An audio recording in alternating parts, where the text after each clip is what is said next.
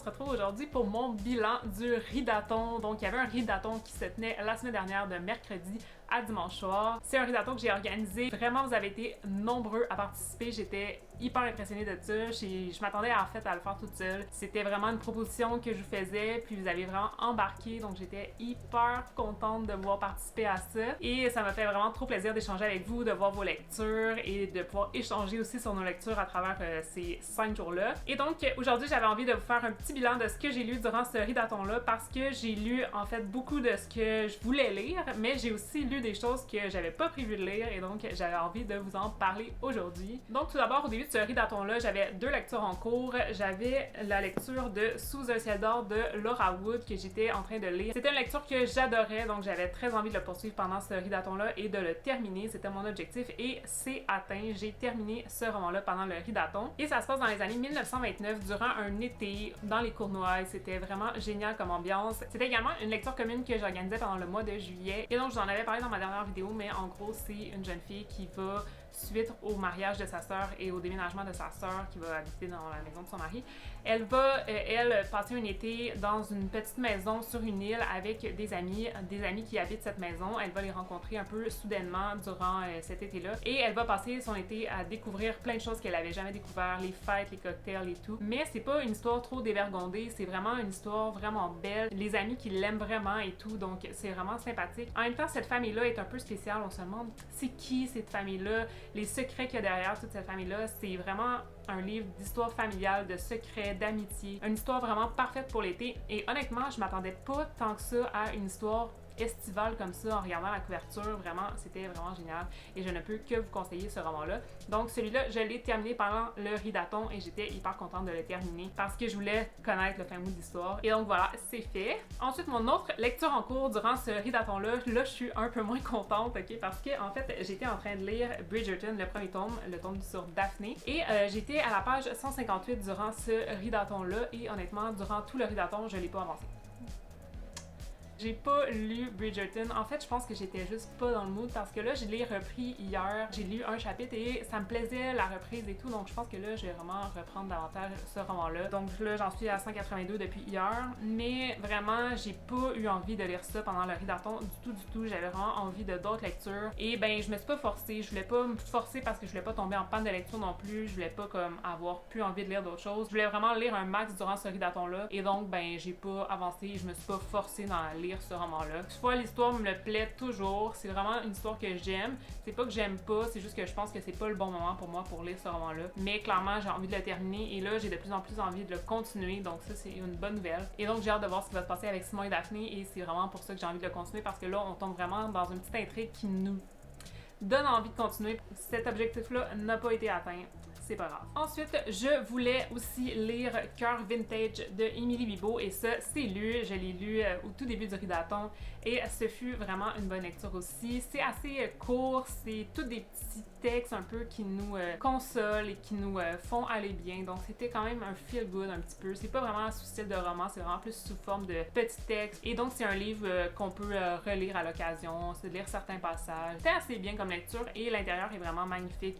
Donc, j'ai passé un très bon moment avec ce livre-là. Contente de l'avoir lu, ça va pas être un livre qui va rester mémorable dans ma tête, mais ça reste que j'ai bien aimé mon petit moment avec ce livre. Ensuite, j'ai lu aussi Les Murs Danses de Nadia Psikouli. C'est un roman que je vous ai parlé dans ma vidéo sur le ridathon parce que j'avais l'intention de le lire et je l'ai lu aussi assez rapidement dans le ridathon et vraiment celui-là, ce fut vraiment une bonne lecture. Je suis vraiment contente. Honnêtement, je m'attendais un peu à ce genre d'histoire. Je m'attendais pas à entendre vraiment là, ce qui s'est passé avec les gens durant la crise financière en Grèce et c'est vraiment un drame là, ce qui s'est passé en Grèce et on suit vraiment ça dans ce petit roman-là. C'est vraiment court à lire. J'en aurais même pris plus parce que ça m'intéresse vraiment ce sujet-là et ben c'est assez triste là, parce qu'on sait que c'est une situation qui est réelle et tout, mais vraiment ce fut une bonne lecture et vraiment j'ai envie de m'informer sur ce sujet-là. J'ai envie de aussi essayer de comprendre là, ce qui est derrière tout ça.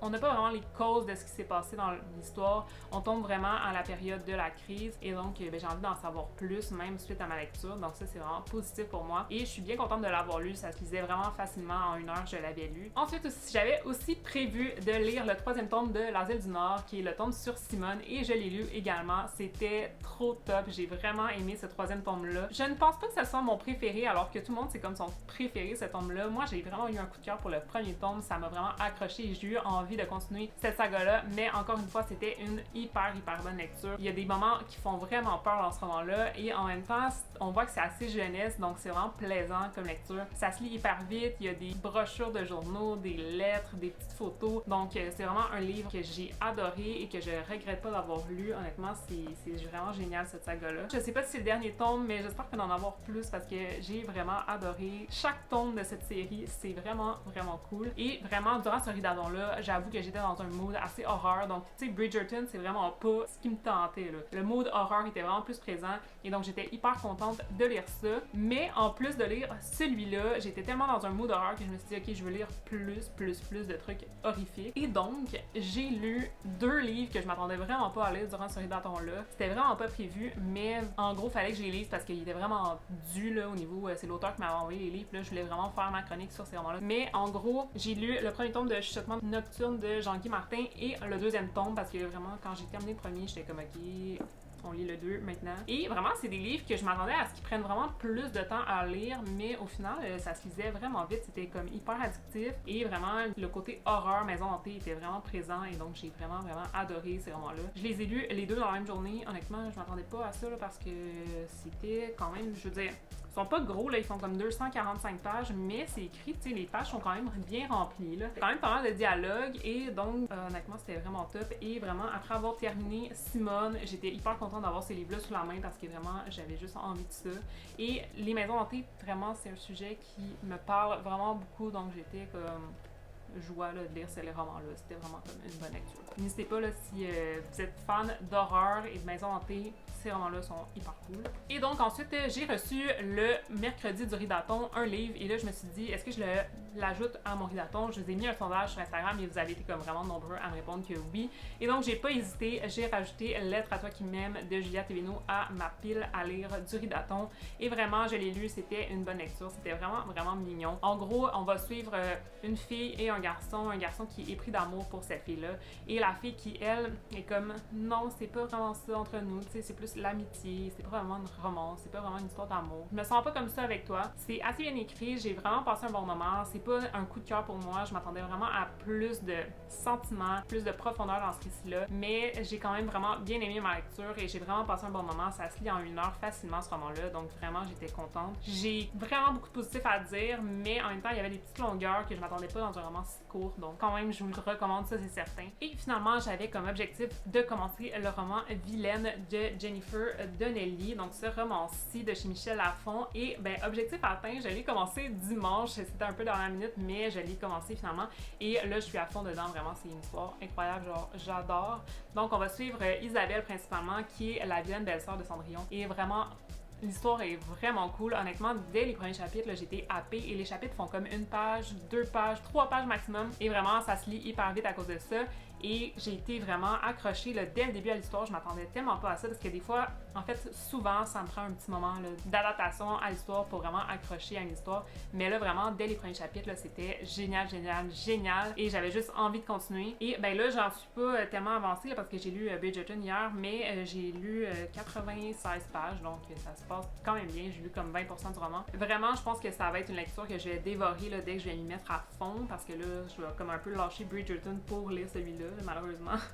En ce moment, j'ai vraiment envie de lire ce genre de livre-là qui est un peu dans le fantaisique, les contes et tout, l'univers des contes, donc ça me plaît vraiment en ce moment et c'est ce que j'ai envie de lire à fond. Et vraiment, c'est comme super spécial de lire. Moi, honnêtement, j'ai pas lu beaucoup de réécriture de contes et il y en a que j'ai lu que j'ai pas tant aimé non plus, mais c'est vraiment spécial de lire un peu l'histoire du monde de Cendrillon, de la vilaine belle-sœur et tout. On est vraiment avec des vrais personnages et tout, c'est vraiment moins comme conte que Cendrillon, mettons. Je sais pas comment vous expliquer ça, mais en tout cas, vous allez peut-être comprendre si vous avez lu ce genre de livre-là, mais moi, pour moi, c'est vraiment cool de voir comme les personnages qui sont des vraies personnes, des vrais genre... Bref, vous comprenez un peu le genre. Ça commence vraiment drastiquement ce roman-là et c'est ça qui m'a happée. Donc n'hésitez pas à me le dire là, si vous l'avez lu, si vous l'avez aimé, parce que vraiment, moi, c'est une très très bonne lecture. Donc voilà, donc c'est mon bilan du Ridaton. J'ajouterai pas Bridgerton parce que ben, je l'ai pas lu. Quand même, honnêtement, 5 jours, j'ai lu ça. Ok, Sous un ciel d'or, là, ici, je l'avais déjà commencé, là, donc c'est pas une lecture complète.